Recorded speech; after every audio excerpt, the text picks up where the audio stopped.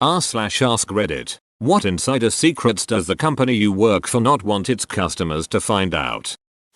I work for a casino. Pro tip, don't go. Casino employee here too. The dealer wants you to win, unless you're stiff.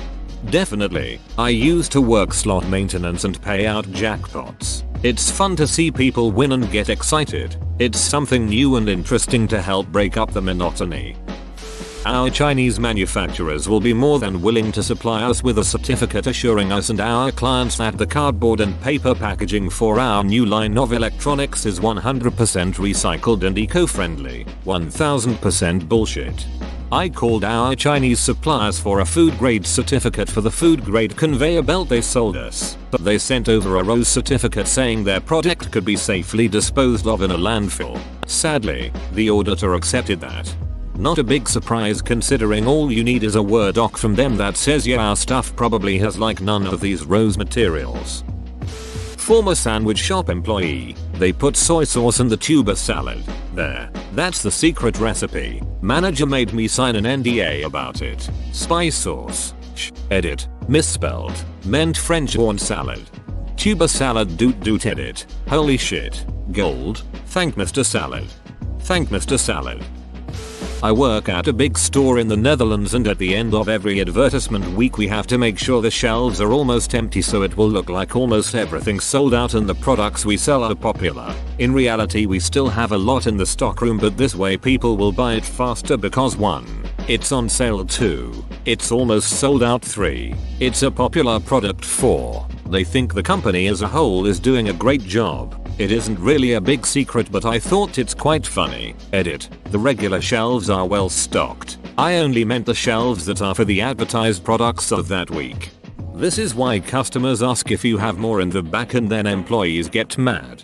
I will always tell the tale of the Nintendo Wii that actually was behind the counter. It had just come out and it was sold out everywhere. When a new shipment came in you needed to be first in line before the store opened or you were not getting one. My parents and I were at Target for some reason I can't remember. But they were out of Wii as well. My mom said I should ask the people at the counter if there were more. Obviously they wouldn't have any because everybody was sold out. They would not hide any. Imagine my surprise when my mom goes up to the counter, asks for a Wii, and the person pulls one out from under the counter. Did they really have one just in case somebody asked? Did my mom call ahead to reserve it and for some reason they did? I will never know. But I do know they sometimes do have extras. This is true of academia in general but you have no idea how much money textbook companies spend on wooing professors. Just to give a couple examples. The last time I went to the big conference in my field, which was held in Atlanta that year, Bedford Street, Martin rented out the Atlanta Braves Stadium. Bus everyone at the conference there, about 2,000 people, gave us a free buffet that stretched through 3 rooms. We were up in the box seats, with an open bar and they opened up all the games in the back hallways for us to play. Pearson's party was far more modest. They rented out the Coke Museum, gave us all free tours and their free buffet only stretched through 1 freaking room, but with much classier food, but still had an open bar, just in case you were wondering why those textbooks of yours are so expensive. Duck Pearson. So while my math lab sucks balls in every way, shape and form, they're busy renting out the Coca-Cola Center and giving people fancy dinners? And that's just their shitty behavior at the college level. Nobody here is talking about them waving their dong around in public K-12 education. Big technology companies providing really slick services, especially where you buy things online, make it look like they really have their shit together. Most of them don't. Their back-end systems are held together by virtual rubber bands and glue and their staff stumble from one fire to another because the management teams never stopped trying to develop new features to allow technical debt to be repaid. The public-facing end is just fancy enough to hide that all from you. This is as true for Oz as it is for Ticketmaster. Jesus Christ. If Ticketmaster looks like it has its shit together, I don't want to know what their back-end is like. It's a bigger shit show than you can imagine. Trusting Ticketmaster with your credit card info is like trusting Michael J. Fox with your fine china. I used to work for IBM. It was well known within IBM that all projects would be significantly understaffed. This meant that the people working on those projects would work their ass off, We were all salaried employees, so we made no more money by working 80 hours per week compared to the normal 40 hours per week. IBM did make more money, however, since most of our projects were billed as time and materials, effectively hourly. When some internal people started complaining about the excessive overtime, IBM offered them the option of becoming an hourly employee. This meant that they no longer had access to healthcare, 401k etc., but they would be making significantly more money, in some cases more than doubling their previous salary, since they would be getting paid for every hour worked. IBM didn't think many people would choose the hourly option, thinking that their benefits plan was enough to keep people there as salaried employees. Of those that were offered the option, something like 95% chose to become hourly. Every single person that chose the hourly option was fired within 1 month. That meant that some projects that were already understaffed were even more understaffed. Many projects were cancelled or delayed because IBM chose to use these employees as an example of what happens when you complain too loudly. Ah yes, IBM. Their one talent appears to be crafting bomb-proof contracts. They'd underbid projects, completely screw the pooch on delivery, but the customer was stuck with them for the duration because they met the terms of the contract. I subbed for them once. I'm amazed their professional services arm stays in business. It's exactly like you described. Customer was a government entity and the relationship was very adversarial. IBM had 3 times as many managers as engineers on the project, which actually makes sense when you realize the goal is to deliver nothing and charge as much as possible for it. The garlic butter we put on our pizza crust is, in fact, garlic margarine. There's no dairy in it at all. I'll get customers calling in every once in a while who ask for soy cheese and no garlic butter. And if I'm feeling nice, I'll let them in on the secret they can enjoy that garlic goodness without worrying. Garlic butter just sounds more appetizing than the truth. Editing for clarification. Disclaimer. I work for a local pizza joint, not a chain. I deliver. I have nothing to do with making any food whatsoever. I know butter is healthier and that margarine isn't vegan. I don't care. You're ordering a ducking pizza. If health is your main concern, you done ducked up already, son. I can't believe it's not butter. I can't believe you've done this. I take donations at Goodwill. We throw away a good 90% of what we get. Once upon a time I worked at a Goodwill. People think the clothes that are sold are washed. The clothes are not washed. I once was putting stuff away and found a dirty menstrual pad stuck to the crotch of a pair of jeans. Yep, definitely not washed. It's how they get that specially curated Goodwill smell. Domino's pizza tracker isn't accurate. Employees can enter shit on the computer to make your order to appear at a different stage than it actually is. The horror. Edit. Apparently some stores show where the driver is. Those are, to my knowledge, pretty accurate. The thing the employees change is the step in the series of steps to make and deliver your pizza. For example, the manager doesn't like the orders sitting on the shelf. The tracker says it's passing quality inspection, sitting on a heated rack, so he will dispatch the order before a driver is there to take it. It makes the store's out the door time more impressive for the OERs. Seriously, 2 weeks ago I ordered Domino's for the last time in my life. After 10 minutes it was on delivery. 45 minutes later I call and ask, "Hey, where's my food?" She puts the phone down for 15 seconds. Without muting it, I might add. Yeah, the driver just left. Call back another 45 minutes later. Different person picks up, "Hey, I've been waiting over an hour and a half. Where's my pizza?" "Oh, I am so sorry, that driver was in an accident. We're remaking it. Pizza arrives after 2 hours. 15 minutes. Hey, this ticket says the pizza was done 2 hours ago." Delivery guy, "Oh no, we put the time an hour back so they get out sooner. This shit is cold. It's been 5 hours when it said it was out 2 hours ago. I am complaining to corporate and doing a charge back on my credit card." Tips him for bringing it. Slams door. I call corporate as soon as they open. They tell me, "Oh yeah, we have had a lot of complaints about that location. Thanks for the input." Hangs up. Edit. Just to add, I called back the next day to ask if the driver was okay. They told me they didn't know what I was talking about. All of their drivers were fine. So if anyone here is on James Island, that Domino's is full of a-hole line pricks. Said it. A letter. Also, duck this place.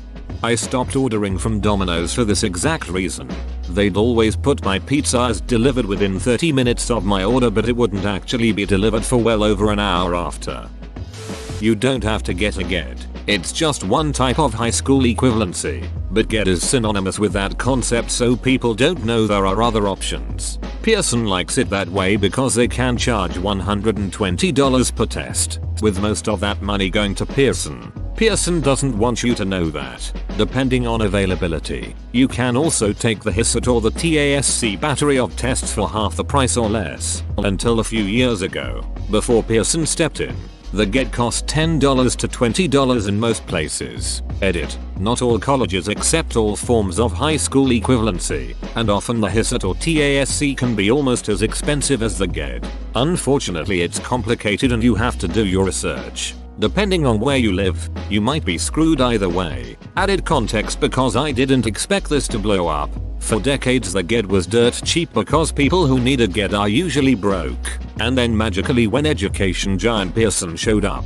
everybody had to charge 10 times as much because one of the easiest ways to get rich in America is to exploit poor people. I work in testing, and between Pearson and College Board I'm not sure who the bigger devil is, but it is sickening how much money they make. CB still charges $25 to send official score copies out, which is literally a piece of paper in an envelope. That's after they have charged you $120 plus for the exam itself. They own Akaplacer SAT AP Springboard and CLEP, with the Akaplacer suite being the cheapest to administer, but I bet money it is administered far more than the others, as a majority of the states use it as their placement exam and it cost around $20-25 to administer the full test. I just tested 128 people today for it, so they are banking. I get sick thinking how much of test taking is owned between the two companies and just how much they profit off people. It has nearly ruined my job because of the ethical blurriness I get from it. I didn't realize how ducked the whole situation was until Texas took on that C, which is an Akaplacer exam. Texas previously used the Akaplacer for placement, but they basically paid CB to develop a new test for Texas and guinea pig the future of placement examinations. The test is utter BS and it infuriates me to no end. Sorry for the rant. Edited for format and I'm on my phone. A long time ago I worked in a pet store at a mall. The company's motto was "the customer comes first," which is a kind of ducked up motto to have when you're selling, live animals. They obviously cared more about sales than the animal's welfare, and would push rabbit sales around Easter, even though buying a rabbit just because they're cute around a particular holiday is a terrible idea. They also sold a number of exotic small animals that I'm pretty sure would have actually made terrible pets due to being nocturnal and high-strung. In short, don't shop at pet stores. Your local animal shelter has your new best friend waiting for you. For much cheaper or maybe even free. Edit. For the record, the pet store was PJ's Pets in Canada. I just googled them and turns out they are shutting all of their stores. Best news I've heard in a while. There used to be a pet store in a mall I went to as a kid, which has since been run down and crappy. I loved going to look at the animals, and I saw this super sweet bulldog puppy. My mom said we couldn't get him for a number of reasons, and I started bawling because I wanted to get him out of the mall. The cages were cramped, there were too many dogs, and all the kids did was manhandle these poor animals. The pet store closed down semi-soon after that. I hope that dog ended up being okay. Scientist here. About 50% of all published results cannot be reproduced in another lab. A lot of statistics are tweaked with to get results that are statistically significant, which is skimming the edge of what's legal and what is not. Hacking man. It's gotten out of control. I just watched a series of master's student thesis presentations and 8/10 of them had results based off of statistical analyses with holes big enough I could have driven a truck through. What I find really funny is that it was obvious that 99% of the audience just accepted the information, didn't ask questions, and gave standing ovations all day long. It felt like a elementary school science fair, but for adults.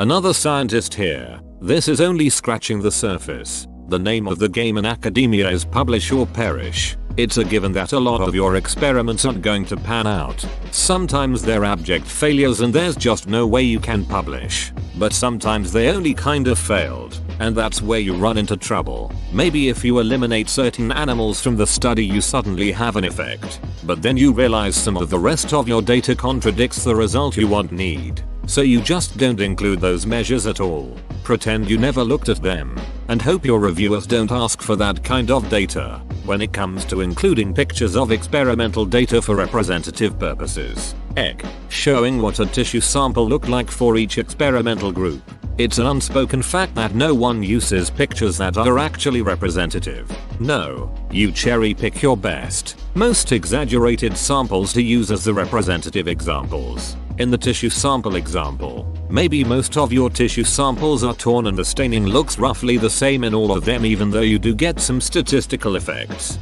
But all anyone outside of your lab is going to see are those few pristine slices with clear differences in staining. There are also euphemisms scientists will use to include data that isn't actually significant. For example, maybe there was one result you were really hoping for but it missed that p equals 0.05 cutoff for statistical significance by a small amount. Well, general consensus is that as long as the p-value is less than 0.1, i.e. twice the 0.05 cutoff, you can still include it and say you had a result that approached significance. And then there's ignorance and incompetence. The big one is that a lot of scientists will use inappropriate statistical tests for their data, simply because they don't know any better. There's also all the mistakes that are bound to happen during a study, especially considering a surprising amount of science groundwork is done by undergrads. And keep in mind that even the guy running the study may not be aware of how shitty the work was because his students don't want to get in trouble by admitting to botching an experiment. And all of this is just for developed nations with stringent ethical codes for research. In countries like China, the state of things is much worse, with outright fabrication of data being incredibly common. One of my Facebook friends interviewed for a teaching position at the school district I work for. She was nervous and awaited the news with 100% more anxiety than she should have. The teacher shortage we have here is so bad we'll pretty much take anyone that's completed their certification, including people that have just obtained it and have never stepped foot in a classroom before.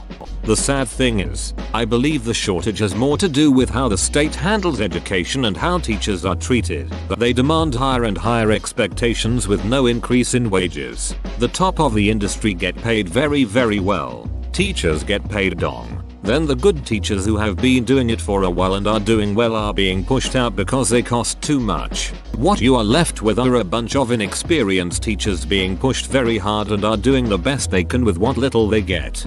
Last year my school lost my teaching counterpart right before school started. They were in a hard place and left me with double the amount of students. 6 periods of 35 11-year-olds. I didn't get paid any more for having the double amount of children. This year, since my test scores were still great, they opted not to replace the lost teacher and save themselves some money. Last year I was diagnosed with a lifelong disease that presents itself under high stress. I don't think the two aren't correlated. I'm currently looking to go back to school for a career change. I knew the pay would be shit, but I didn't expect to be openly disrespected. The sustainability policy is not about environment at all, it's about cost reduction.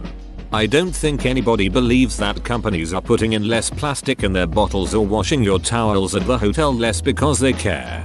Same reason lawmakers are now supporting marijuana legalization in multiple states. They don't give two shits about public opinion and social issues. They just watched Colorado and Washington start raking in money and they want to get in on the ground floor. If those states' legalization measures didn't create a substantial revenue flow, it wouldn't even be on the ballot in any state this November. I work at a very large farming company that grows and packages a certain vegetable. Hint, Bugs Bunny. The store brand and the private label brand right next to it are from the same field and there is no difference between the product in it. I'm led to believe that this is the case with virtually all store brand products.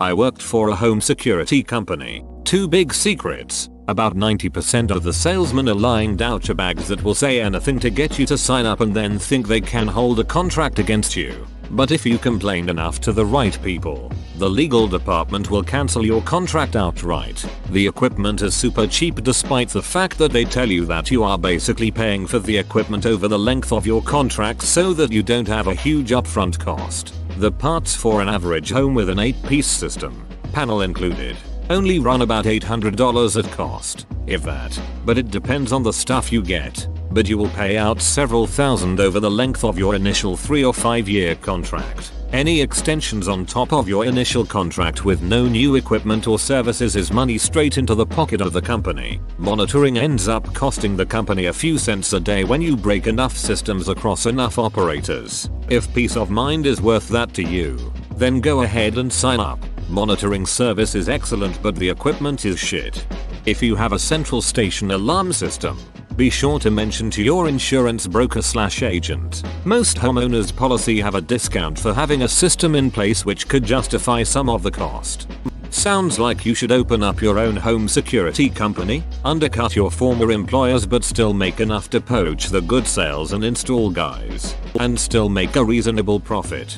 I once had the agent try to say weather when I had overheard a different agent say the ramp was stuck. I called her out on it and got our entire flight meal vouchers. It was glorious. We all went to the bar and had a drink. Used to work at a water park. 9 times out of 10 when the pool is shut down for maintenance or low chlorine levels, it means that someone shat in the pool. Someone died in the pool at Lifetime Fitness and the next day they sent an email saying that the pool will be closed to conform to the rules when an environmental incident occurs. The USA famous brand MyPillow and its official pillow of the National Sleep Foundation means nothing since the owner created the group. Now I'm proud to announce that my dong is the official dong of the National Dong Foundation. I tell you not to get a Chinese power supply to your computer but we sell Chinese power supplies. I'm so sorry. How do you get the name and address of the darling company? Whenever they're calling me there's some scumbags not exactly forthcoming with information.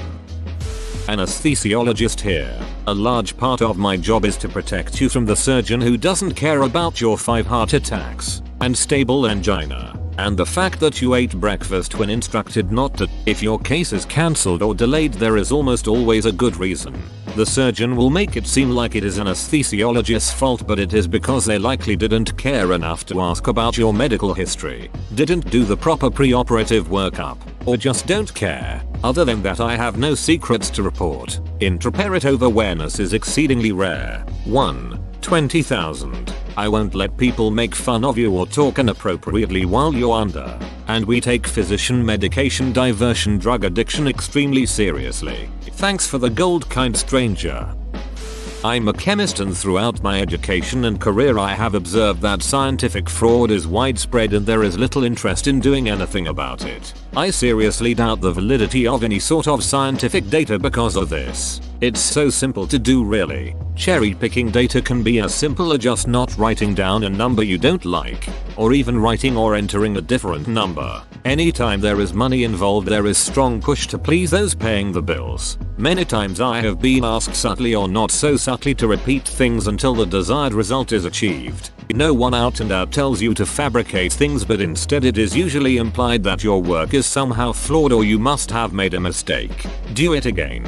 I can look over someone's raw data and usually tell if they are cooking the books or dry labeling but it is all but impossible to prove. You can also tell by someone's workload. If you are putting in hard 12-hour days and your colleague spends most of his time reading magazines something is up. Also you could put a full camera crew in front of a lab worker and they could 100% fabricate data and you would never see anything to indicate that they were. It's just so easy. There are legit good ways to detect stuff like this. Things like statistical analysis and blind samples that are independently verified. This is almost never done. Edit. To all the folks asking about climate change, I'm not even going to touch this issue. No comment.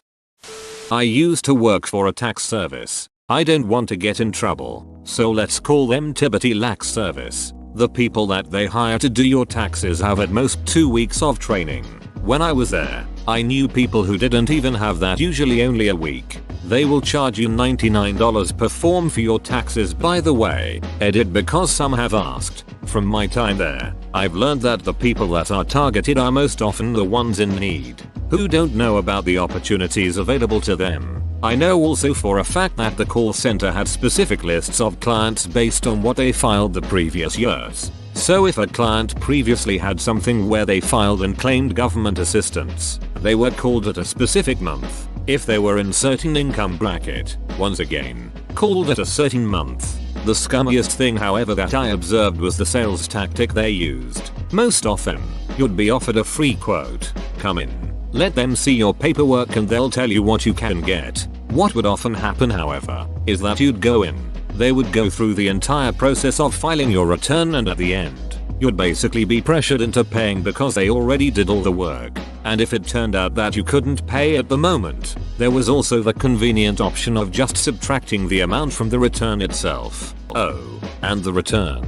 Yep, cross your fingers on getting it. And if you do get it, let's hope you're not audited. At the time of me leaving, the franchise was facing a class action lawsuit from a lot of the previous year's clients. But of course, that only happened because this location happened to be in a wealthier neighborhood. Edit 2. I actually did a little research on the matter, and I happened to actually find this. Now, I'm not saying that this is the place I worked, but it is 99.9% similar. The big difference, as I said, is that the place I worked for was Tibet Lax Service. Whoa, you made it to the end? You're a ducking beast. I'll cut you a deal. Smash like and subscribe for more curated content, bruh. It's free and that's a great price.